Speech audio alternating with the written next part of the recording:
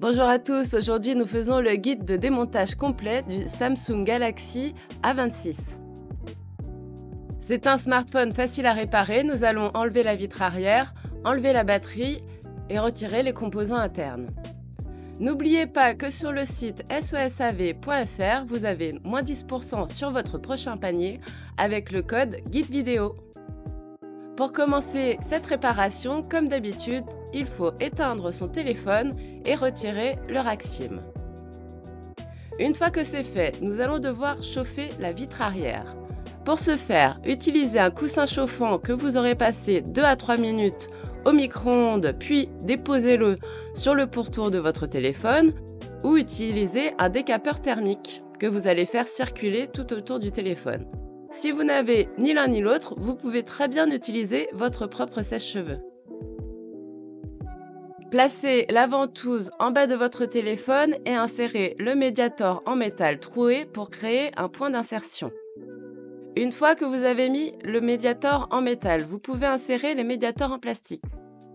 Vous allez les faire circuler tout autour de la vitre arrière pour la décoller au fur et à mesure délicatement. Si ça bloque un peu, n'hésitez pas à rechauffer un peu, soit avec votre décapeur thermique, soit avec le sèche-cheveux.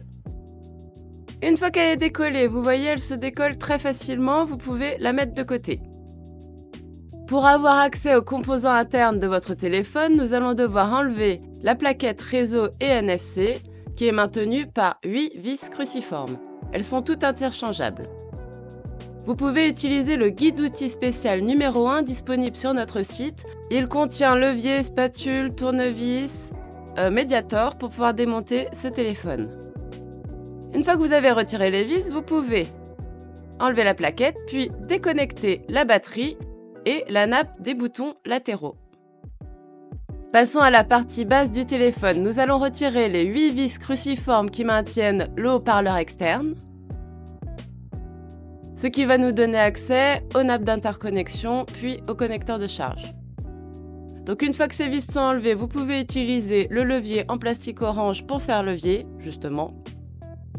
Et vous avez maintenant accès aux nappes d'interconnexion. Donc elle relie la carte mère au connecteur de charge qui est en bas.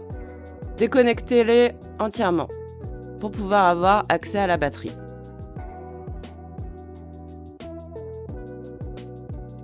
Sur les batteries Samsung, pour pouvoir les retirer, c'est très simple. Vous avez des stickers autocollants. Ici, il y en a 2. Donc, vous décollez ces stickers de la batterie, les 2 stickers bleus.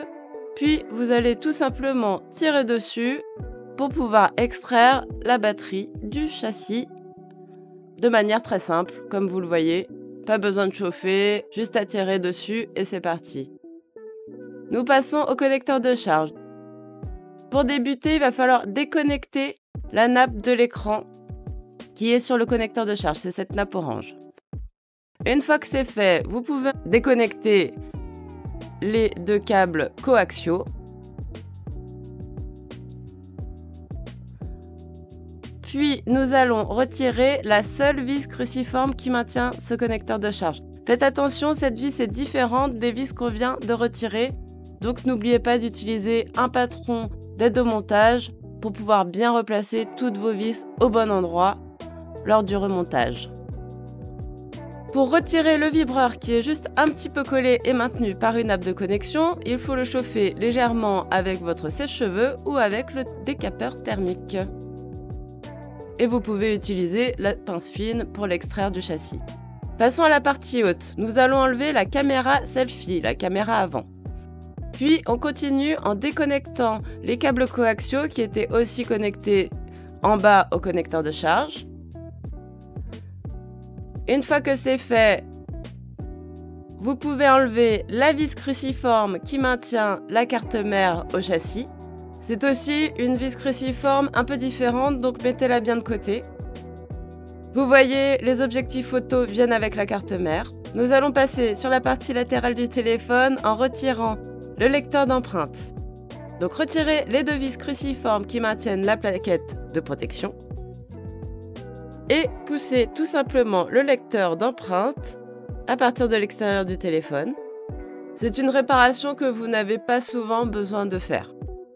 Par contre, Il peut arriver que votre écouteur de l'oreille ne fonctionne plus. Dans ce cas-là, vous allez passer en haut du téléphone, chauffer un peu la nappe de ce haut-parleur interne pour le décoller tout simplement. Si vous avez juste ça à changer, vous n'avez pas besoin de retirer la batterie. Vous avez juste à la déconnecter et enlever la carte mère. On continue avec les boutons latéraux. Donc on chauffe un peu la nappe des boutons latéraux, on la déconnecte du châssis. Et j'en profite pour vous dire de mettre tous vos composants usagés, surtout votre batterie, dans les bacs de recyclage appropriés. Retirez la plaquette de protection des boutons latéraux qui se trouvent à la verticale du châssis. Puis retirez les boutons. Vous ne pouvez pas enlever les boutons de l'extérieur comme pour le lecteur d'empreintes. Nous passons aux objectifs des appareils photo. Comme vous voyez, ils sont tous indépendants, très facile pour en réparer juste un seul. Et voilà, le démontage complet du Galaxy A26 est maintenant terminé.